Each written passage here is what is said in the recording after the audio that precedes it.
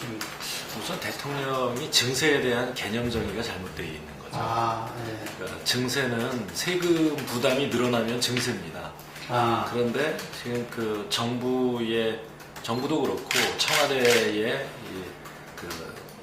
경제 참모들이 이 증세라는 것은 세율을 올리거나 새로운 세목을 만드는 거, 신설하는 거 이런 것만 증세고 나머지는 아니다. 이렇게 입력을 시켜놓은 거예요. 그러니까 그럼 사람들 증세하고 다르겠네요, 그러니까. 사람들, 국민들 그거하고 인식하고 다를 것 같아요. 그렇죠. 그러니까 국민들의 80%가 증세가 있었다라고 보는데 대통령은 본인은 증세를 하지 않았다 이렇게 보는 거죠. 그러니까 실제로 이제 새로운 세목이 신설된 예가 있습니다. 있는데도 부인을 하고 있는 거죠. 그러니까 담배세 같은 경우에는 그냥 과거에 지방세만 붙어 있는 게 아니고 거기에 이제 그 국세로 이 개별 소비세를 새로 세목 설정을 했거든요. 그러니까 그거는 새로운 세목을 신설한 것인데도 그거는 또 이 건강 증진 목표다, 목적으로 한 거다 이렇게 이야기를 하고 증세 아니라고 강변을 하는 거고. 그 다음에 야당에서 법인세를 정상화하자고 그렇게 이야기했지 않습니까? 그러면 법인세 최고 세율을 MB 정부 때 인하했던 걸 다시 원상복구하자 이런 주장인데 거기에 대해서만큼은 법인세는 절대로 안 된다. 법인세의 비읍자도 꺼내지 마라. 이렇게 했던 게 박근혜 대통령하고 여당의 지금까지의 태도였어요. 그러니까 법인세를 손대지 않으면서 사용할 수 있는 모든 증세 수단이 사실은 다 동원된 겁니다. 이게 뭐 설명하자면 좀 긴데요. 그러니까 작년, 재작년 두 해에 걸쳐서 그러니까 우선 그 각종 공제 제도를 전부 손을 봤어요. 그래서 기업에 대한 공제 주던 것을 삭감을 했고, 그 다음에 또 그 외에도 일테면은 그러니까 의제 매입세액 공제라든가 또 의제 매입세액 공제라든가 아니면은 또 이 중고자동차라든가 뭐 이런 부분에서 매입세액 공제를 해주던 거 뭐 이런 것들을 전부 그 상한을 씌워놨어요. 그래서 세금 부담이 확 늘었습니다. 음식점들도 세금 부담이 한 2배 정도 늘었다고 지금 아우성이거든요. 거기에다가 더해서 이제 이 월급생활자들에 대한 세금도 그러니까 연말정산 제도를 바꾸면서 이렇게 부담을 늘린 거죠. 그래서 사실상 쓸 수 있는 방법을 다 써놓고 본인은 증세하지 않았다. 그러니까 앞으로 어떤 증세 논의도 해서는 안 된다. 또 더 나가서는 과연 무슨 뭐 국민들한테 증세 얘기를 할 이 자격이 있느냐 뭐 이런 식으로 이야기를 하고 있습니다. 말이 앞뒤가 다 안 맞는 얘기죠. 특히 이제 세금에 대해서 그 대통령이 대체적인 상황을 다 파악을 못 하실 수도 있거든요. 그러면 이 경제 참모들이 뭐 그런 내용들을 잘 알려드려야 되는데 그냥 어떤 그 정치 논리로만 이 세금 문제를 이렇게 설명을 해드리고 있는 것이 아니냐. 그러니까 뭐 야당이 주장하는 것은 이런 것이다. 뭐 그것과 반대되는 뭐 정부 여당의 입장 뭐 이런 것만 지금 주입을 해드리고 있는 것이 아닌가 하는 생각이 듭니다. 그게 이제 뭐 지하 경제를 양성화해서 거기에서 이제 새로운 어떤 세원을 발굴하겠다 뭐 이런 거가 있고요. 그 다음에 뭐 이렇게 탈세 뭐 이런 부분에 대해서 엄격하게 하겠다라든가 뭐 여러 가지 이야기를 하고 있죠. 그런데 그 부분에 대해서만큼은 사실상 정부가 제대로 그 목표했던 만큼 그렇게 세금을 걷어들이질 못하고 있습니다. 지하경제 양성화 부분에 대해서는. 올해 같은 경우에는 아예 지하경제 양성화라고 하는 이 세수 항목을 세입 항목까지 만들어 가지고 목표액을 설정을 했었습니다. 올해가 아니네 작년에. 그런데도 그거를 이제 제대로 맞추질 못해서 결국 10조 9천억이나 되는 세수 결손이 생겼지 않습니까? 재작년 세수는 8조 5천억이 결손이 됐고, 예. 그래서 이렇게 계속 그 세수를 제대로 못 걷어내고 있습니다. 근데 정부가 얘기하는 것은 우선 지하경제 양성화 이런 걸 하겠다 이런 거고, 두 번째는 경기를 활성화해서 이 경제 성장률이 올라가면 그러면 이제 세금이 더 들어올 거 아니냐, 뭐 이런 이야기를 하고 있습니다. 그래서 이제 세수를 더 현재 상태에서 증세 없이 세수를 더 걷어들일 수 있는 부분에 최선을 우선 다하고, 그 다음에는 이제 이 그 세출 부분에서 그러니까 효율적으로 이 세출을 조정을 해서, 또는 뭐 복지나 뭐 이런 것을 구조조정 해가지고 그렇게 해서 절약해서 예산을 집행하는 거. 그래도 안 되면 마지막에 증세하자. 이런 얘기를 하고 있습니다. 그게 이제 과거 이 대선 때 했던 얘기가 똑같은 거 아니냐, 이런 얘기를 하는 거죠. 근데 박근혜 대통령은 당시 분명히 이렇게 말을 하셨죠. 그러니까 이 패널 그 토론자의 질문이었나요? 아니면 문재인 후보가 질문한 건가요? 그러니까 그럼 증세 없는 복지를 하자는 거냐라고 했더니 바로 그런 일을 하려고 대통령 되려고 한 거 아닙니까? 맞습니다. 이거는 뭐 전 국민이 기억하고 있는 거거든요. 그런데 문제는 뭐냐? 국민들이 현재 왜 배신감을 느끼냐? 대통령에 대해서 증세 없는 복지 하겠다고 하더니 사실상 증세를 했다는 거죠. 그것도 뭐 잘 사는 부자들이나 아니면 그러니까 지금 뭐 수출 기업들은 굉장히 트리플 크라운을 2년째 달성했다 이렇게 얘기하는 거 아닙니까? 무역 수지나 뭐 이런 게 계속 늘고 있고요. 그런데 그렇게 잘 나가는 수출 대기업들에게서 세금을 더 받는 게 아니라 우리 같은 중산층 서민들로부터 또 영세 자영업자 이런 사람들한테서 세금을 더 받았다. 이게 어떻게 증세가 아니냐? 이것도 거짓말 아니냐? 이런 거고요. 또 한편에 그러면은 복지하겠다는 거라도 제대로 했느냐?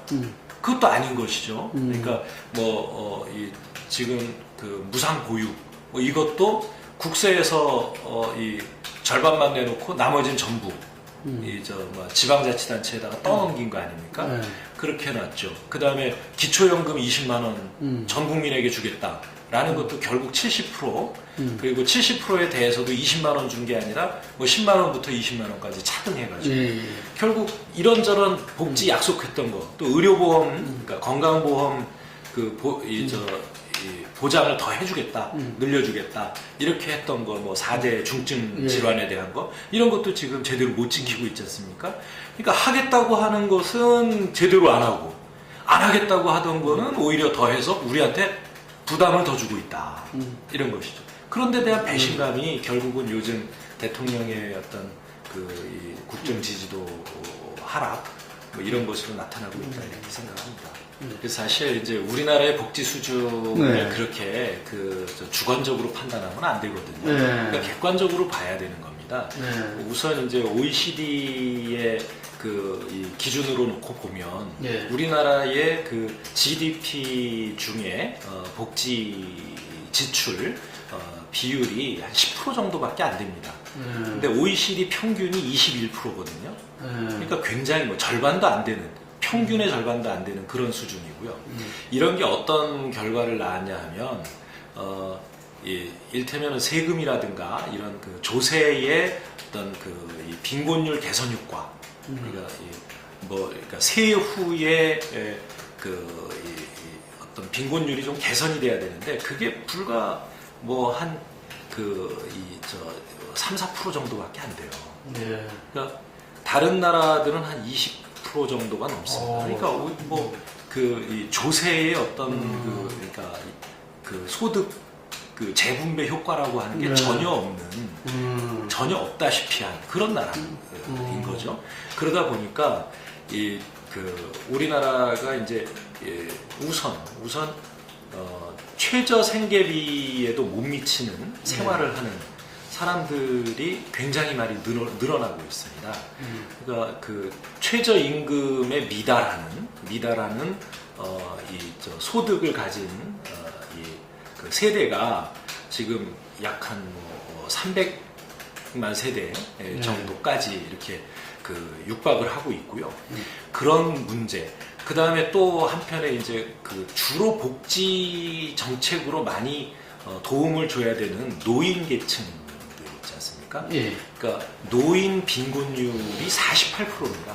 예. 이거는 이제 그 OECD 국가 중에 뭐 최고거든요. 예. 이런 상태를 놓고 과연 이게 복지가 적정한 수준에서 이루어지고 있다. 네. 또는 과도하게 이루어지고 있다. 이렇게 이야기하는 것은 정말 뭐 그 앞뒤를 분간을 못하는 이야기죠.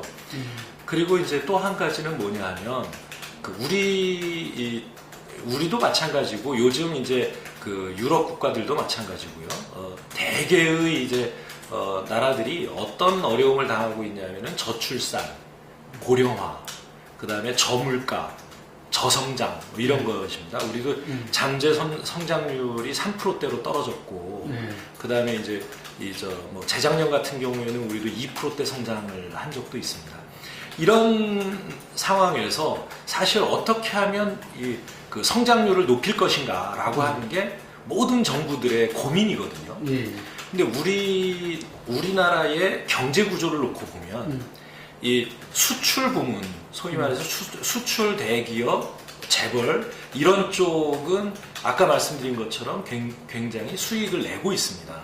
근데 수출이 잘 되고 무역 수지가 뭐 플러스가 돼서 외환 보유고가 뭐 3천 몇백억 달러가 되고 뭐 이렇게 된다고 해서 우리나라 경제가 GDP가 성장이 되는 게 아니라 오히려 지금은 내수가 계속 위축되고 있기 때문에 GDP 성장이 떨어지고 있어요. 성장률이. 그러면 어떻게 하면 이 내수를 진작시킬 거냐. 내수 부문을 살려야 GDP 성장률이 올라갈 수가 있습니다. 그러니까 이게 지금 우리 성장의 핵심이죠. 그러면 내수를 그러니까 진작을 시키려면 결국은 국민들의 소득을 늘려줘야 됩니다. 내수는 국민들이 소비하는 거 아닙니까? 그런데 지금은 기업들이 그러니까 수익이 나도 전부 사내에 유보시키고 임금을 올려주질 않습니다. 그게 뭐 비공식적으로는 천조까지 된다는 거죠. 뭐 비공식적으로는 천조라지만 공식 통계는 뭐 한 580조. 그러니까, 현금 자산만 해도 190조가 된다. 이렇게 이야기를 하는데요. 그런데도 실제로 지난 이제 그 MB 정부 때 7년 동안, 5년 동안 그 재벌 대기업들에게 세금 깎아준 게 70조 아닙니까? 5년 동안 깎아준 거를 다시 이제 세금 이 법인세율을 25% 내렸던 거를 22%로 내렸던 걸 25%로 다시 올리자 이런 얘기를 해도 그것도 못 하겠다는 거예요. 지금은 빨리 그렇게 올려서 난리라고 하니까 빨리 올려서 그것을 가지고 복지 지출을 늘려서 재정의 역할을 늘려가지고 그 소비를 늘리고 내수 소비를 늘려가지고 그래서 이제 경제의 성장률을 회복시키는 이것이 가장 중요한 지금의 이 경제 정책이 돼야 되는데 그런 역할을 안 하는 거죠. 복지는 비용이 아니고 사실상 또 다른 투자입니다. 근데 투자 결정권을 이 공급 그러니까 뭐 기업에다가 지원한다든가 아니면 R&D 지원한다든가 이런 거는 직접 이 공무원들이 정부가 이 투자처를 결정하는 거죠. 그런데 복지 지출은요. 복지 지출이 되면 그것은 시장에서 소비자들이 투자처를 결정하는 겁니다. 어느 회사 물건을 살 거냐. 어느 회사가 제공하는 서비스를 내가 살 거냐라고 하는 것에 따라서 결국은 기업에게 다시 가는 겁니다. 그러니까 결국 이것은 누가 결정해서 기업을 이 기업 투자로 기업의 수익으로 돌아가고 그것을 투자에 연결시킬 거냐라고 하는 문제인데요. 저희는 이 소비자들에게 투자 결정권을 넘기는 게 공무원들이 결정하는 것보다 훨씬 더 효율적이다라고 보는 거죠. 이건 통계로도 나와 있고요. 연구 자료로도 나와 있습니다. 예를 들면 경제 성장 유발 지수라고 하는 게 있거든요. 경제 성장 유발 지수인데 소위 말해서 이제 건설 부문, 그러니까 SOC 투자에 일만큼의 예산을 투자했다라고 할 때 경제 성장 유발 지수는 0.7입니다. 그런데 복지 지출을 했다라고 할 때 성장 유발 지수는 0.9입니다. 아, 예. 이미 그런 것들이 연구가 다 돼 있어요. 그런데도 불구하고 국민들한테 이런 걸 솔직하게 이야기를 안 하는 거예요. 그 입장은 틀린 입장이 아닙니다. 아, 예. 네네. 우리 당의 이 정강정책, 정강정책에 따르면, 그러니까 어떤 보편적 복지를 추구하되, 네, 그렇죠. 예. 그 다음에 선별적 복지를 통한 복지의 증진에도 노력한다. 이렇게 이제 나와 있습니다. 과거에 그러니까 민주통합당 시절에 그러니까 보편적 복지를 당론으로 그러니까 정강정책으로 채택을 했다가 그 부분에 대해서 지난 총선을 거치면서 국민들로부터 너무 좀 무책임하게 복지 확대를 주장하는 것 아니냐. 그리고 보편적 복지만을 유일한 어떤 복지 정책으로 보는 것 아니냐. 이런저런 지적이 있어서 그렇게 이미 변화를 거친 일이고요. 실제로 현재 집행되고 있는 많은 복지 정책이 선별적 복지 제도로 추진이 되고 있죠. 그러니까 이 국민기초생활보호 제도라든가 이런 거는 이제 기본 생계비에 못 미치는 소득을 가진 이런 이 세대에게만 이 복지 지원이 되는 것이니까요. 그건 다 선별적 복지 제도입니다. 그리고 또 반대로 보편적 복지 제도는 국민건강보험 같은 경우는 보편적 복지 제도가 우리에게 시행되고 있거든요. 그러니까 이미 우리도 보편적 제도와 선별적 제도를 이렇게 섞어서 사용하고 있어서 그러니까 지금은 어느 제도를 선택해야 되느냐는 논쟁을 벌일 일이 아니라 흑묘든 백묘든 그러니까 복지 수준을 높이는 것이 지금은 훨씬 더 중요한 단계가 아닌가 이렇게 판단을 하고 있습니다.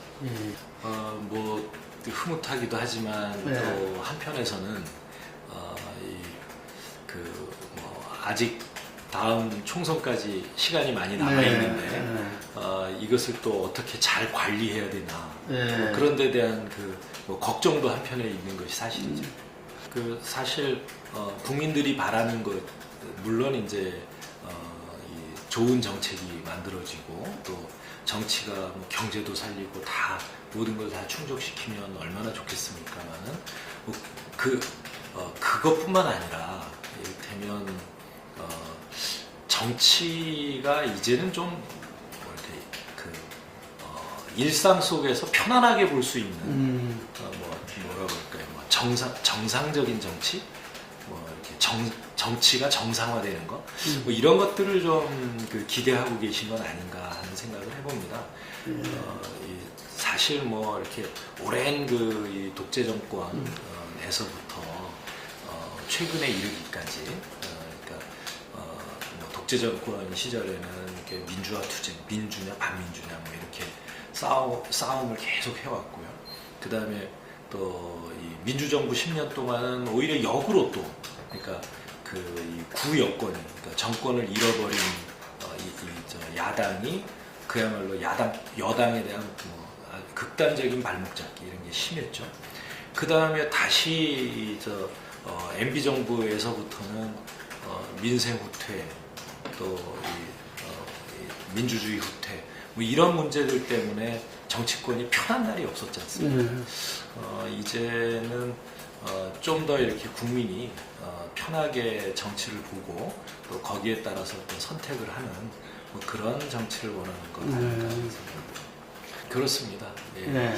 저도 이렇게 오랜 기간은 아니지만 좀 가까이서 살펴본 그러니까 문재인 대표는 굉장히 합리적인 분이시고요. 기본적으로 이제 법률가로서 그러니까 이 어떤 헌법 질서, 헌법 제도 이런 것에 대한 깊은 이해와 또 민주주의에 대한 기본적인 어떤 이해, 그 바탕 위에서 정치를 하는 분이기 때문에 이를테면 그런 어떤 아주 무리한 어떤 정치적인 또는 정략적인 그런 행동이라든가 이런 것들을 잘 안 하시는 분이더라고요. 경제 정책에 대해서는 일테면 뭐 미국식으로 표현하면, 그러니까 공급 중심의 경제학과 수요 중심의 경제학, 뭐 이런 걸 이제 일테면 뭐 보수, 진보 이렇게 나누지 않습니까? 그런 면에서 보면 그 소득주도의 성장 전략을 제안하고 있는, 그러니까 이 문재인 대표는 진보적인, 미국식 표현으로는 리버럴 한 정치인이다, 이렇게 볼 수가 있는데요. 그런데 이제 어떤 뭐 법 제도 뭐 이런 부분에 대해서는 가치 측면에서는 그런 면에서는 어떤 보수적 가치를 인정하는 그런 입장을 가지고 있죠. 오늘도 이제 그러니까 뭐 경제지 기자들하고 집단회라는 것을 했습니다. 저도 뭐 보도를 통해서 본 건데 이제 청와대 개편이 끝나고 나면 박근혜 대통령에게 경제 안보 정상 회담을 그러니까 영수회담을 하자 이렇게 제안을 하셨어요. 근데 제 기억으로는 야당 역사에 대통령에게 그 경제 안보와 관련된 영수회담을 하자라고 먼저 제안한 거는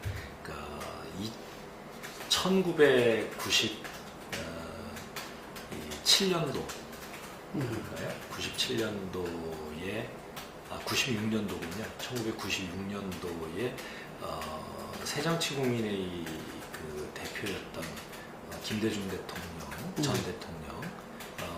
대통령님이 야당 총재로서 제안했던 이후에 처음인 것 같습니다.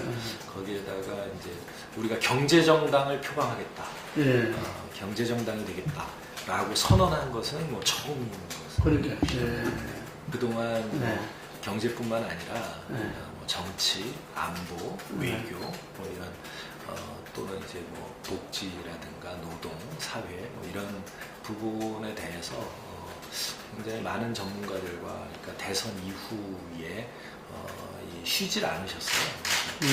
계속 그 전문가들을 분야별로 만나서 그런 이야기를 하더라고요. 그 준비를 그렇기도 하고, 그러니까 이를테면 이제 노무현을 극복해야 된다는 거에 대한 비욘드 노무현을 말했었죠. 네네. 그러니까 노무현을 넘어서자는 건데요. 그런 차원에서도, 그러니까 노무현 대통령이 이제 2003년에서 2008년까지 정부를 운영했던 그 시기에 우리 어떤 처한 상황, 우리 국가가 처한 상황, 이런 것들과 지금 이제 앞으로 우리가 맡게 될 그런 뭐 정치, 경제, 사회, 문화적인 또는 국제적인 환경, 이런 것들이 많이 다릅니다.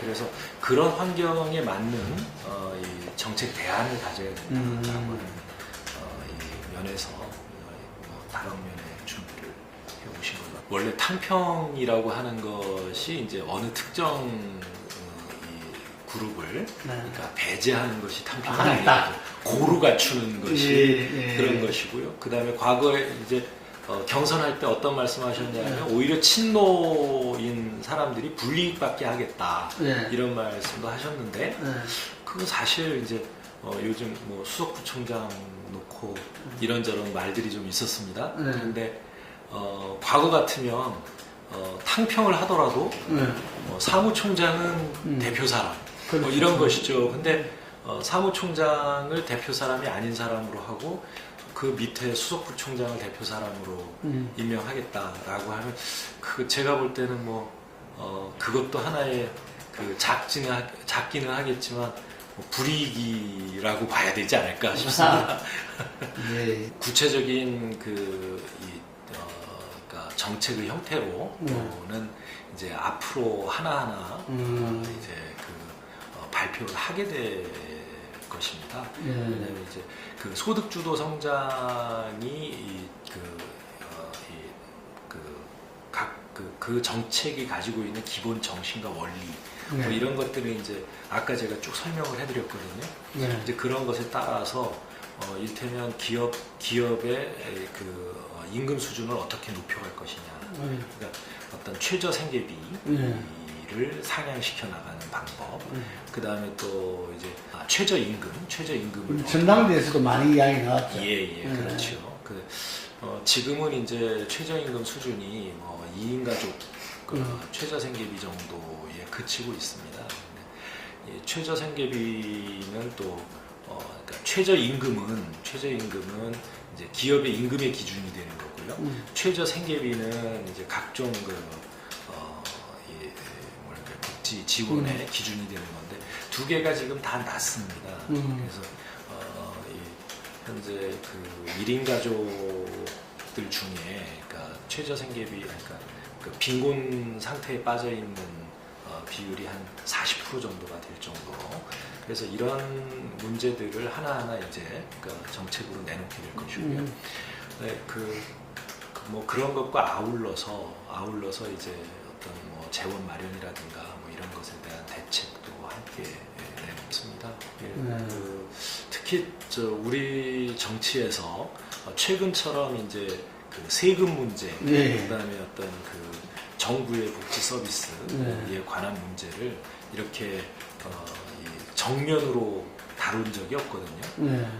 이제 우리가 그런 문제에 초점을 맞출 수 있다는 것만으로도 어찌 보면 우리 정치가 그만큼 선진화됐다고 볼 수 있습니다. 뭐니 발전돼 왔네. 요걸 하더라도. 사실 지금까지는 뭐냐면 복지하면 그냥 정부가 예산이 허용하는 범위 안에서 시혜적으로 주는 것, 뭐 이런 것이죠. 그게 나한테 내 호주머니에 온다고 생각을 우리 국민들이 별로 안 했습니다. 그리고 세금 이거는 우리가 하고 무관하게 결정돼서 어떻든 세금이 결정되면 내야 되는 거, 그냥 납세의 의무밖에 없었지 않습니까?